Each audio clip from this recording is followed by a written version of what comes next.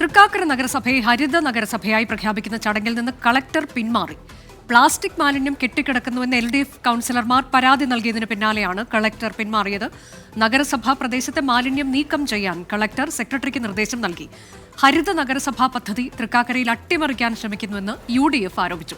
S Shyamkumar വിവരങ്ങളുമായി. ശ്യാംകുമാർ, ഇതിൽ രാഷ്ട്രീയത്തിനപ്പുറത്തേക്ക് LDF കൗൺസിലർമാർ ആരോപിച്ച കാര്യത്തിൽ കഴമ്പുണ്ട് എന്നത് കളക്ടർ കണ്ടെത്തിയോ?